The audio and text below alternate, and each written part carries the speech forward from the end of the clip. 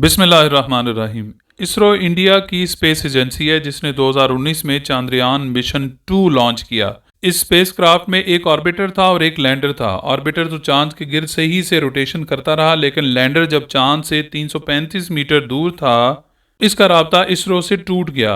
Lander अपनी speed कम ना कर सका और चांद से टकरा के तबाह हो गया। इस मिशन की नाकामी के बाद के सिवन ने, जो इसरो के चीफ हैं, हिम्मत ना हारी। अब 14 जुलाई 2023 के दिन मार्क 2 रॉकेट से दोबारा मिशन लॉन्च किया। इस रॉकेट का वजन 6,40,000 किलो, डायमीटर 4 मीटर और हाइट 43 मीटर है। रॉकेट ने स्पेसक्राफ्ट को ऑर्बिट में पुश करके छोड़ दिया।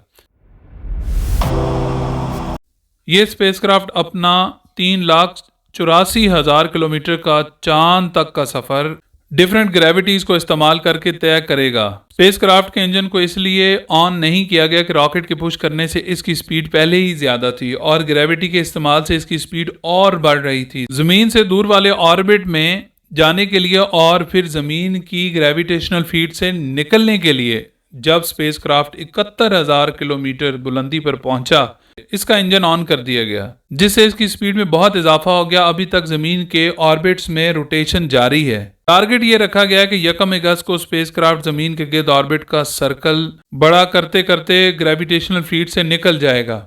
ये सफर इसलिए भी बहुत दिलचस्प है, फ्यूल को सफर के लिए नहीं बल्कि लैंडिंग के लिए बचाया गया है। इसमें वक्त तो बहुत लगेगा, लेकिन ये इंतहाई इकोनॉमिक है। रास्ते में आने वाले दूसरे प्लैनेट्स की भी ग्रेविटी का इस्तेमाल किया जाएगा। जमीन की तरह इनके ऑर्बिट्स बदलते बदलते रोटेशन का सर्कल बड़ा करते करते आगे बढ़ा जाएगा।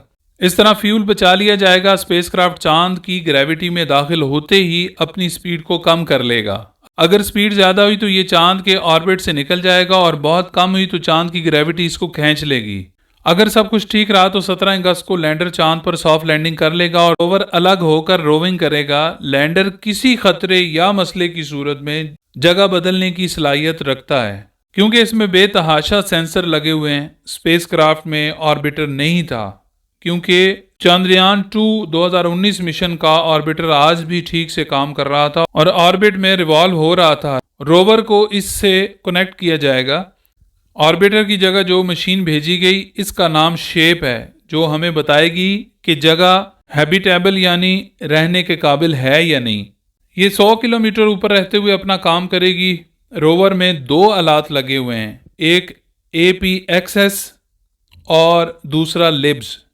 APXS alpha particle X-ray spectrometer और LIBS laser induce breakdown spectrometer.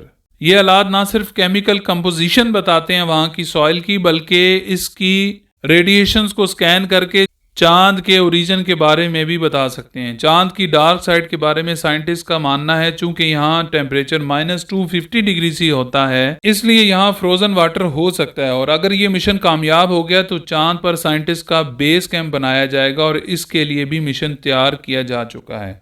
अगर आपको हमारी वीडियो पसंद आई हो तो इसे लाइक और शेयर ज़रूर कीजिएगा और हमारे चैनल को सब्सक्राइब करना मत भूलिएगा।